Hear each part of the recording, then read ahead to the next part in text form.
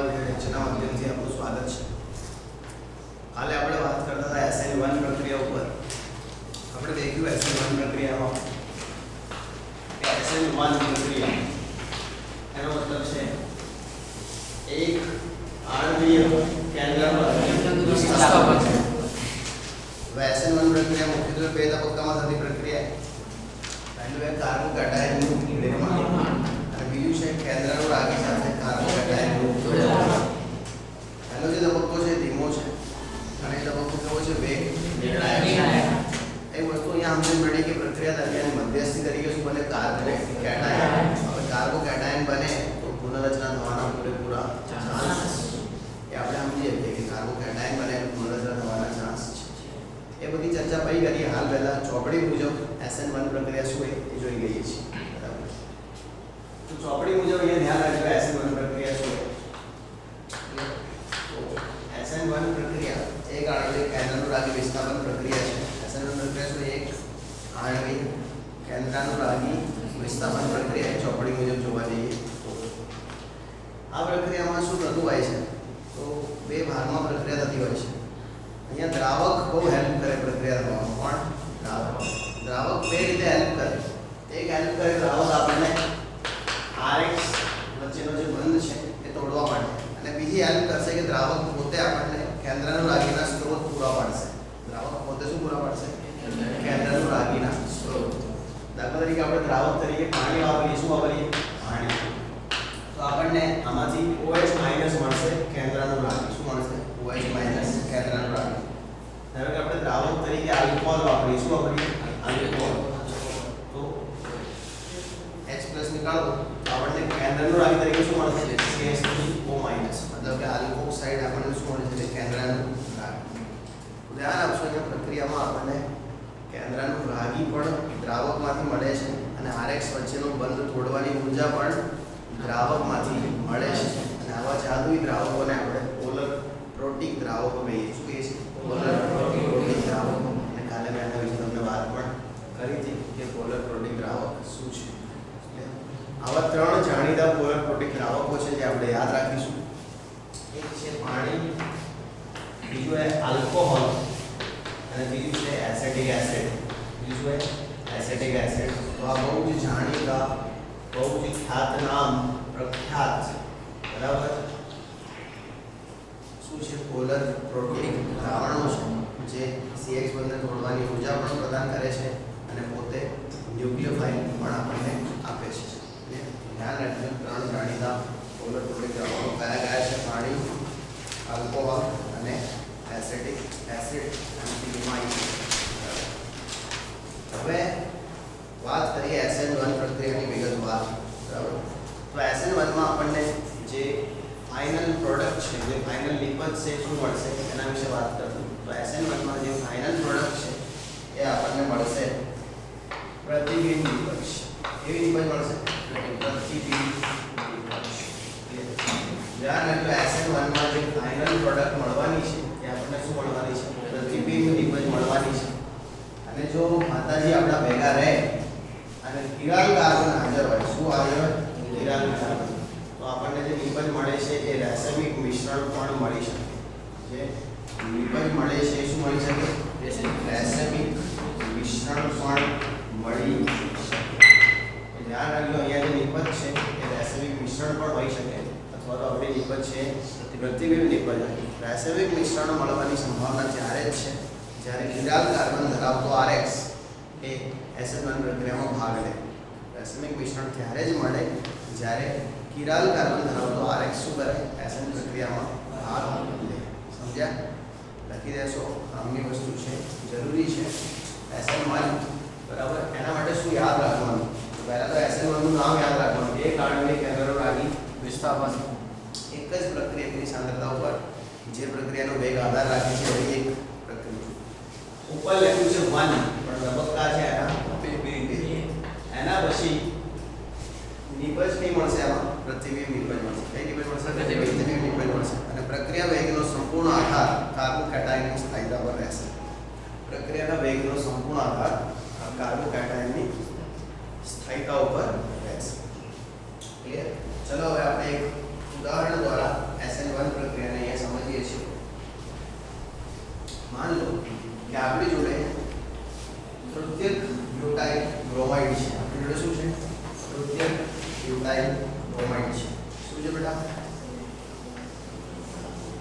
તૃતીય butyl bromide. ચલો તૃતીય બ્યુટાઇલ બ્રોમાઇડ આ પ્રકારનો હશે C. આપણી જોડે તૃતીય બ્યુટાઇલ બ્રોમાઇડ છે. આવું હશે બેટા તૃતીય butyl bromide C H okay તૃતીય કઈ CH3 CH3 CH3 C એટલે શું હશે તૃતીય બ્યુટાઇલ બ્રોમાઇડ. પ્રશ્ન એવો કે શા માટે આપણે તૃતીયકને પસંદ કર્યો, પ્રાથમિકને કેમ નહીં, તૃતીયક જ કેમ પસંદ કર્યો? એનું કારણ તૃતીયક શું સ્થાયી કેટાયન બનાવશે. શું બનાવશે? સ્થાયી કેટાયન. આ લો યાર આમાં મૂકશે આમાં જે કેટાયન બનશે એમાં આલ્ફા હાઇડ્રોજન 9 હશે. સમજણ પડે કે નહીં? એટલે તૃતીયકનો કેટાયન બનશે તો આલ્ફા હાઇડ્રોજન કેટલા હશે? 9 હશે. અને એટલે પ્રાથમિક પસંદ કર્યો તો આલ્ફા હાઇડ્રોજન 3. હવે સ્થાયી કોણ? તૃતીયકનો કેટાયન કે પ્રાથમિક? એટલે આપણે કેટાયન બનાવવાના એમ નહીં, આપણને ખબર છે કે પ્રક્રિયામાં બીજો તબક્કો શું હોય? કેટાયન બનાવવાનો. તો આપણે જાણી જોઈએ તો આરએક્સ પસંદ કર્યો કે જે સ્થાયી કેટાયન આપી શકતો હોય. તો યાદ રાખજો આ લીધું છે તૃતીયક બ્યુટાઇલ બ્રોમાઇડ. હવે યોગ્ય દ્રાવક એ શું હોય? યોગ્ય દ્રાવક. દ્રાવકના ધંધા તમને ખબર છે કેવા ગંદા ધંધા છે. આ જે બંધ છે એને શું કરશે લોકો? ઉડાઈ નાખશે. હાલ આ જે કાર્બન છે એ sp3 સંકરણ ધરાવે છે. શું સંકરણ ધરાવે છે? sp3 એના આજુબાજુ 4 સિગ્મા બંધ હોય. આ જે કાર્બન છે એના આજુબાજુ કેટલા સિગ્મા બંધ છે? 4. એનું સંકરણ થયું sp3 સંકરણ અને આ ત્રિપરિમાણીય સમચતુષ્ફલકીય આકાર ધરાવે. કેવો? સમચતુષ્ફલકીય આકાર ધરાવે. પણ સમચતુષ્ફલકીય આકારને 3D રચના કેવી રચના? 3D. એટલે હું એવું બોલું ત્રિપરિમાણીય સમચતુષ્ફલકીય આકાર ધરાવે છે. હવે અહીંયાથી આગળ ખૂટશે એટલે આ જે કાર્બન હશે એનામાં શું આપણે પોઝિટિવ ચાર્જ અને એનો એક સિગ્મા બનશો થશે ઓછો થશે. એટલે સીધું એનું સંકરણ બની જશે sp2. હવે sp2 સંકરણ થાય એટલે એનો આકાર બની જશે સમતલીય. કયો આકાર બની જશે? સમતલીય. મતલબ કે હવે એનો આકાર સમતલીય સમત્રિકોણ થઈ જશે. કેવો થઈ જશે? સમતલીય સમત્રિકોણ. મતલબ કે સંકરણ થઈ ગયું sp2. કેવું સંકરણ થઈ ગયું? sp2 સંકરણ અને એનો આકાર થઈ ગયો સમતલીય સમત્રિકોણ. બ્રોમિન નીકળી ગયું એટલે BSEPR સિદ્ધાંત મુજબ આ લોકો છૂટા થવા લાગશે. પહેલા તો શું હતું કે BB એકબીજાને અપાકર છે. ભાઈ આના ઉપર LP જોડે શું હોય? LP. આની LP આને અપાકર છે એટલે બધું કેવું બધા એક સાઈડ છે. હવે બ્રોમિન કેવું એટલે જગ્યા નહીં બધા છૂટા જવા જશે અને સંકરણ બદલાયું એ હિસાબથી ખૂણા પણ બદલાવા જોઈએ. પહેલા 109 ડિગ્રી 28 નું અરેન્જમેન્ટ હતું. હવે સંકરણ એસ્પેક્ટ હતું તો 120 ના થવા જોઈએ ખૂણા. એ હિસાબથી આ લોકો અરેન્જમેન્ટ પોતાનું શું કરશે? ચેન્જ કરશે. એટલે શું રહેશે? CH3 CH3 આ બની ગયું કાર્બો કેટાયન. આ કેવો તબક્કો હશે? કેવો તબક્કો હશે? ધીમો તબક્કો હશે. ધીમો. સમજણ પડી ગઈ? અને આ બંધ જોડાવાનું શું કાર્ય કોણે કર્યું? દ્રાવક. સાથે સાથે કેન્દ્રનું રાખી આપવાનું કામ પણ કોણ કરશે? કાર્બો કેટાયન બની ગયો. સંકરણ થયું sp2. અહીંયા સંકરણમાં કેટલી કક્ષકો ભાગ લે? 3 ને 1 4 S px py pz S ની 1 p ની 3. અહીંયા સંકલનમાં કેટલી કક્ષકો ભાગ લે? 3 S px અને pz નવરી પડી. કોણ નવરી પડી? જે કક્ષક નવરી છે તમે એને અહીંયા બતાવી શકો કે આ જે pz કક્ષક છે એને તમે અહીંયા બતાવી શકો. નામ દોરીશ તો આખું ખબર પડી તમને શો ખરાબ થઈ જશે પિક્ચરનું. એટલે આપણે આમ દોરવા નથી. થોડી વ્યવસ્થિત દોરીએ pz કક્ષકને. ઓકે मतलब आम दौरान मैं करूँ जो पाना है पीज़ेड कक्ष हम जाएंगे यहाँ से बोलेंगे पीज़ेड कक्ष हाँ पीज़ेड कक्ष આપણે અહીંયા बताइए ये रे पढ़ी नहीं बात हम जान अब ये क्या है कार्बो कैटायन હવે કાર્બો કેટાયન તો બની ગયા ભાઈ બરાબર એના ઉપર અટેક કરવા કોણ આવશે કેન્દ્ર કોણ આવશે અટેક કરવા કેન્દ્ર CH3 એમ શું Mu minus આ કોણ આવ્યો Mu minus ક્યાંથી આવ્યો શું એનાથી આપણો કોઈ મતલબ નથી આવ્યો એટલે માઈનસ બરાબર Mu minus હવે શું હશે આના ઉપર અટેક હવે Mu minus અહીંયા પણ અટેક કરી શકે Mu minus અહીંયાથી પણ અટેક કરી શકે કેમ કે રચના સમતલીય કેવી રચના સમતલીય રચનાઓ માટે આમથી જાવ અટેક કરવા કે આમથી જાવ અટેક કરવા કોઈ ફરક પડતો નથી मान लो कि Mu minus આમથી અટેક કરશે તો નિપજ અલગ ડાયરેક્શનમાં મળશે અને આમથી અટેક કરશે તો નિપજ અલગ ડાયરેક્શનમાં મળશે मतलब બે પ્રકારની નિપજ મળવાના ચાન્સ છે. માન લો કે એની માઈનસ આ અટેક કરે નિપજ આ પ્રકારની દિશામાં મળે, સમજ્યા કે નહીં? ને એની માઈનસ આ અટેક કરે તો આના કરતા વિપરીત દિશા ધરાવતી આપણને શું મળી શકે? નિપજ મળી શકે. જોઈ લઈએ આપણે બંને સંભાવનાઓ. કારણ કે અહીંયા અટેક કરે આ ટાઈપની નિપજ મળે યુવીસી. હવે પાછો એને માઈનસ એના લોન पे લઈને આવ્યો છે એટલે બધા એટલે બહુ સમીકરણ ચેન્જ થવાનું કોઈ થવાનું sp3 એટલે કે આ સિગ્મા બનતું બનવાનું શું થશે ch3 c થશે ch3 ch3 અને લાગે આવે તો આપણે એની માઈનસ અહીંયા જોડે એની માઈનસ ને જોડે સમજાય કે નહીં? मान लो કે એની માઈનસ અહીંયાથી અટેક કરી કે વખતે આપણે અહીંયા કે આ અટેક નીચેથી થતું આપણે એની માઈનસ ડાયરેક્શન બદલી દેતા આપણને બીજી બે થોડા મળવાની ચાન્સ હતા એની AC CS3 CS3 અને CS. હવે બંને નિપજો તમને શું લાગે?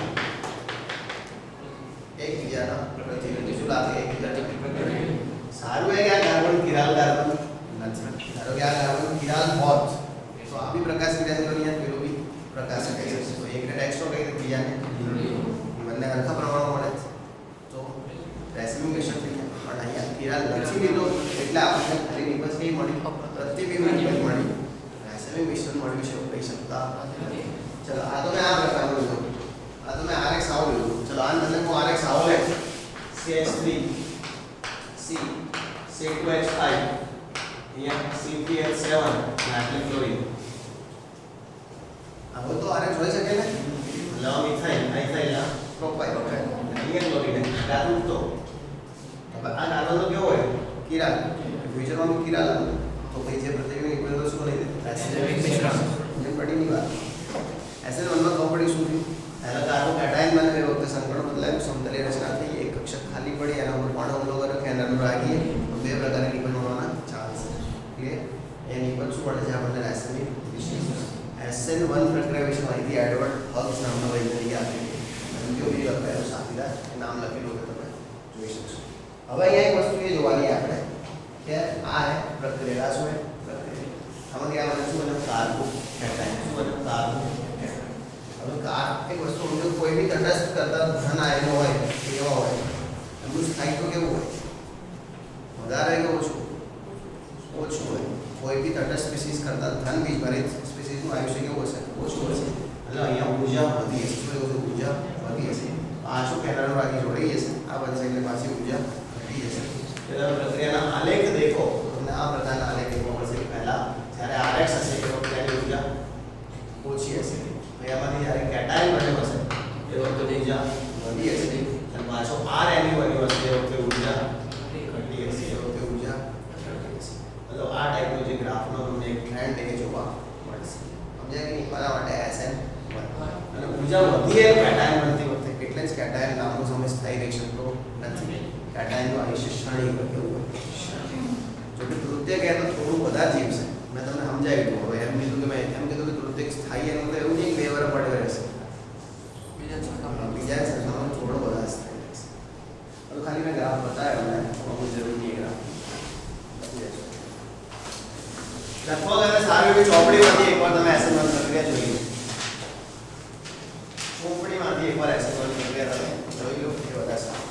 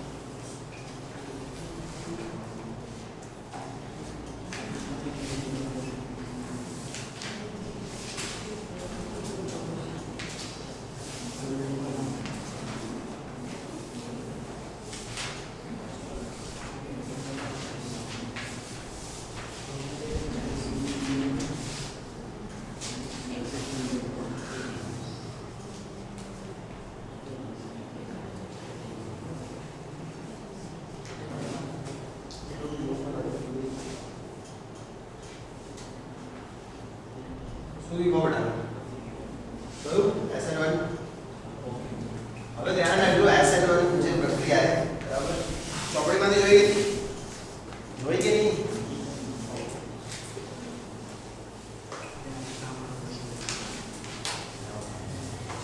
ચોપડીમાંથી જોઈ એટલે હા કે ના બોલો ગુસ્સાઓ તમારા ઉપર नहीं पड़ती SN1 में कशो नहीं है कोई भी RX લેવાનો है મમ્મી જોડવાનો है થોડી ને કટાઈ બનાવવાનો है લોકો ન્યુક્લિયોફાઇલ નાખવાનો है ન્યુક્લિયોફાઇલ ઓમ થઈ જાય તો આ બને ઓમ થઈ જાય તો આ બને બે ભલે એવા RX ને થોડી વાર પોલર પ્રોટીન દ્રાવક કે દ્રાવણ જે લેવું હોય ગમે તે લઈ હા પોલર પ્રોટીન જો હોય હવે વાત है કે NU માઈનસ ક્યાંથી મળે તો આ શું है NU માઈનસ ક્યાંથી એટલે ક્યાંથી આપણને NU માઈનસ મળશે બરાબર તો એવું તો નહીં કે રસ્તામાંથી મળે NU માઈનસ દેખો આમ જો ધારો કે આપણે CH3Br શું है CH3Br હવે આપણે આ જોડે માન લો કે કોઈ भी CH3OH નીકળ્યું CH3OH હવે આની પ્રક્રિયા કરાઈએ આપણે હવે SN1 SN2 એની વાત નહીં તો પ્રક્રિયા કરાઈએ તો આ તો RX છે આ શું છે આનું કામ है શું NU માઈનસ પૂરા પાડવાનું શું કામ NU હવે આ કયો NU માઈનસ પૂરો પાડીએ OH નામ પૂરો પાડે સમજો CH3OH એ કેવી રીતે આમ CH3 minus CH2 minus kabaddi તો યાર એ તો રેસ્પોન્ડ CH3/O CH3 આવું બના સમજ્યા કે નહીં અંતિમ બની જશે સમજ્યા કે मतलब આને શું કરે પહેલા લાલ પાણી અને દોડ્યો કાટાયન બનાવ્યો CH3+ પોતે શું આવ્યું ન્યુક્લિયોફાઇલ આપણને શું આવ્યું પ્રોડક્ટ સમજ્યા કે નહીં ચલો આમ એટલે મેં ધારો કે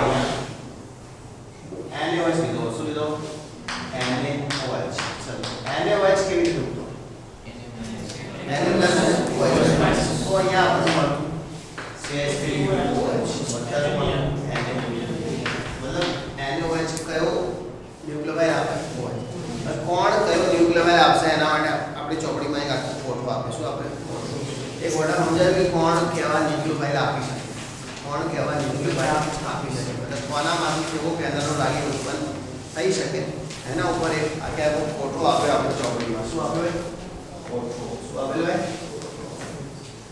સમજાય કે નહીં ચલો ચોપડી આપશો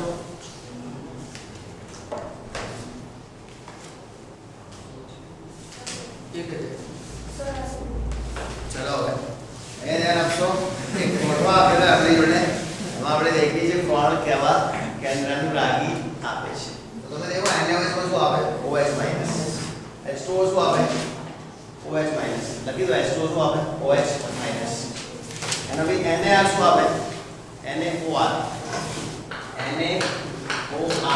તો શું આવે OR માઈનસ શું આવે OR માઈનસ સમજ્યા કે નહીં Na શું આપશે I માઈનસ NH3 પોતે જે ન્યુક્લિયોફાઇલ છે NH3 એવું નહીં है कि ન્યુક્લિયોફાઇલ હંમેશા ઋણ જ હોય મેં તમને એવું સમજાવ્યું તો અમુક ન્યુક્લિયોફાઇલ તટસ્થ હોય ન્યુક્લિયોફાઇલ ભણાવ્યું તો યાદ है ને જેન જોડે લોન પેર હોય કે પોતે શું એક તટસ્થ ન્યુક્લિયોફાઇલ હોય કારણ કે પાણી એક પોતે જ ન્યુક્લિયોફાઇલ પાણી યાદ રાખો અથવા OH માઈનસ બી આપી શકે